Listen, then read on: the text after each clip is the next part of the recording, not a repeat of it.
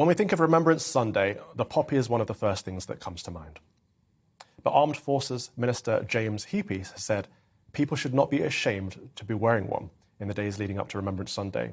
Heappey, a former officer in the Rifles, said he would rather fewer people wore poppies if they understood what they symbolised than everyone being forced to wear one because Twitter went nuts if they didn't. So should people feel obliged to wear a poppy? Joining me now is Matthew Stadlen, broadcaster and political commentator, and Peter Whittle, director of the New Culture Forum. Thank you both for coming in. I appreciate it. Both wearing your poppies. I hope neither of you shamed the other one into wearing one. Well, let's start with you, Matthew. Should people feel obliged to wear a poppy? I don't think they should feel obliged to wear a poppy, but I like the fact that we are all wearing poppies. I have to say, and you know I'm not a huge Tory supporter, I rather agree with James Heappey, the Armed Forces Minister, on this. The point about the poppy is that we, as individuals, but also as a society, collectively, remember the fallen. And the fact that we're having a conversation about this today is an opportunity to remind ourselves, if I've got my facts right, that 880,000 people, British people, forces, died in World War I in unspeakable conditions. 384,000 British forces died in World War II. Yeah. Many more civilians in World War II died than in World War I as well because of the Blitz. So I think all of those people who gave their lives for their country, in some cases maybe they were forced to give their lives because not necessarily everyone wanted to have to sign up, those people should be remembered because they gave an incalculable sacrifice. OK, and Peter Whittle, where do you fall on this? Well, absolutely. How can one disagree with that? I would say that what I find interesting is that I don't think, first of all, that there is huge pressure. And if there is pressure, then it's not working, because there are many people walking about without poppies on. When the minister said something about people understanding what it's for, he'd rather that, then I agree. But that means that we've got to make sure that young people know actually what it's about. Yeah. And I very much doubt that they are taught that now. So there is a point to be made there. I think that on a broader point, I think it's become more important. And I sense that it is seen as more important now than, for example, when I was growing up and my parents used to watch it. And when you're younger and you think it's a bit boring and everything. But we took it for granted. I do think that there is a lot more at stake now. We're living in a time where basically our history is being, delegitimized in front of our very eyes all the time. Yes. So I think these things become far more important. Yes. I think it's really important at a time when we are looking at the negative parts of our history, and I would be one of the first to say we have to reflect on that, and we need to reflect on that far more than I did as a school student, that I was taught as a pupil. We've had a debate about this in the past. But it's really important while we're doing that, which is right, that we do remember the really good parts of our history. And one of the good parts of our history is that we stood up to Hitler. My grandfather on my father's side was a Jew. He was lucky to escape with his life. He was from Vienna. He was welcomed to this country, and he was always grateful to this country as a consequence. My grandfather on my mother's side won the Military Cross. He was one of Montgomery's aide-de-camp, one of his 6 aide-de-camps. He was a major in the British Army, worked his way up from peeling potatoes at the start of the war as a private, and ended up going on his motorbike right up to the German lines, helping prepare the ground and the intelligence for the D-Day landings. He was a hero, and I'm enormously proud of him. I hope that if the same situation ever occurred again, that I would be as brave as my grandfather. Because so many of these generations have now died out, we have very, very few left survivors. It is all the more important that we remind our own children. I now have a 7-week-old that I certainly will bring him up to be aware of the sacrifice of his forefathers and the women involved as well. My mother's mother was a Wren in the British Navy, and she played her part too. I think you both have some very good points about young people not understanding what this is all about, and we should teach them they have a debt of gratitude because fewer and fewer people who are still around who fought in World War II, and that's becoming an issue because living memories are changing. But it's not just about young people. I was stopped in a supermarket the other day and the cashier didn't know what the poppy was because this person was from another country. Yeah. Do we also have a problem in educating people who are coming to Britain? Well, yes. First of all, I disagree that, it's a good thing that finally we're talking about the bad things that happened in our past. I think I can't remember a time over the past 30 years when we haven't been talking about the bad things. If anything, it would be revolutionary to start celebrating British history at this stage. You wouldn't celebrate the slave trade, would you, Peter? You would want us to be Absolutely. educated properly on that. We would celebrate. Who is would you celebrate? Well, it's a bad part of our history. We need to learn about that. We need to be talked about that. However, there are people who are coming out in our schools who think that's the only thing about British history. Yes. And I think that is intentional, actually.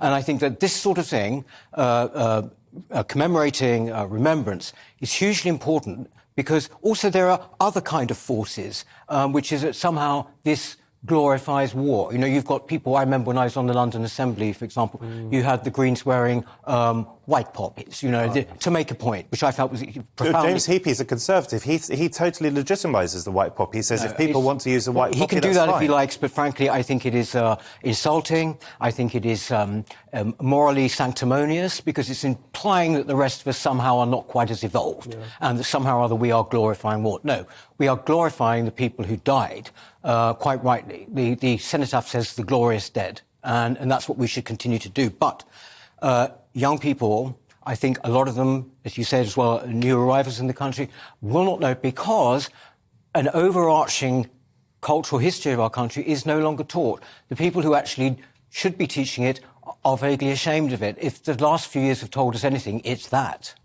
I'm not at school, and my son is too young to be at school. When he is at school, I hope, and I'll use platforms like this to encourage the position that we learn both about the extreme good that we did as a country in our past and the extreme bad. We cannot allow our children to grow up today without a knowledge of our intrinsic relationship in the past. Yes, we helped end the slave trade, but with the slave trade in the first place. Equally, and just as importantly, we have to make sure that our children are taught about the suffering and the sacrifice of our soldiers in the First World War and the incredible bravery of Winston Churchill in this capacity and those who fought under him and in the name of this country in standing up to the monstrosity of Hitler. But that's a good point, because 1 in 5 Brits, young Brits at the moment, don't see Churchill as a hero, do they? Well, he's both. He's both, because life is complicated. He's both. He did some bad stuff, he said some white supremacist stuff, but he also made sure that we stood up to Hitler. Unfortunately, life is complicated, and recognising life in its nuance is really important. Heroes are dangerous things. If we have heroes, we have to accept that they may not be perfect, because do either of you two gentlemen know a perfect human being? Only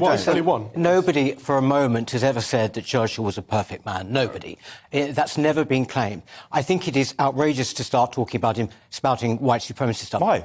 Because that term then was not even known. The fact is he was a product of his time. Oh, so that was OK then? No. There weren't any anti-racists around them? Nobody's saying that, Matt. The point is that basically only 1 in 5 young people, as Calvin just said, it came out this week, Policy Exchange, actually think Churchill is to be celebrated. Otherwise, they think that he is a racist and that he was more bad than good. Peter, when I was growing up, I wasn't aware of his bad stuff. I wasn't aware of the bad stuff, only the good stuff. It's better that we're... surely we want to be aware of history, of the truth. That's not what we're after, isn't it? That is not the truth. It is the truth. There is a reason that people like Churchill are particularly attacked in the way that they are, and that is because they go to the very roots of what we are and our history. He is actually a symbol of British heroism, whatever else you might think, and history. So you go for those people. Those are the ones you go Peter, for. So if you allow me to come back to you, I've been very, very clear about this. Hitler was a monster, and Churchill stood up to Hitler. Absolutely. My grandfather fought for Montgomery, who was our field marshal, the most senior military figure, certainly on land, under Churchill. I have enormous pride for that, and as I say, I hope if those circumstances were to recur, that I would be as brave as my grandfather. It is also true that Churchill said some white supremacist stuff. Some people blame him for a famine, the Bengal famine. If we are interested in being accurate, if we're interested in the truth, if we're interested in facts, we need to study our history in all its sometimes difficult complexity. To simply brush that under the carpet will not do anymore. No one is brushing it under the carpet. I knew about slavery at school, for example. I also knew that Britain was the first country to actually abolish slavery, right? I think that a lot of the young people coming up now who are learning about slavery probably don't even know that. That's kind of like put to one side. The fact so if you beat your wife up and then you apply a plaster, we should celebrate the application of the plaster, should we? Come on. You get the analogy, Peter, Matt, don't you? What you are doing, you're sort of saying it's just about being commonsensical, pros and cons, good and bad. We all know that underneath this, particularly when it comes to the attacks on our history, when it comes to Churchill as a symbol of that, The motive is to delegitimise our history, and indeed it is working. Do you think it's my motive? Do you think it's my motive? No, not necessarily. No, well, what do you think my motive is? My motive is the truth. I think that you are doing their job for them, and you're saying, it's just about seeing the good and the bad. No, I didn't say it's just about saying good. I said it's about celebrating. No, I said it is just. It's celebrating the good and condemning and learning from the bad. So where does that end? Right, where does that end? We'll pause it for there. We'll come back soon. That's Matthew Stadlen, broadcaster and political commentator, and Peter Whittle, director of the New Culture Forum.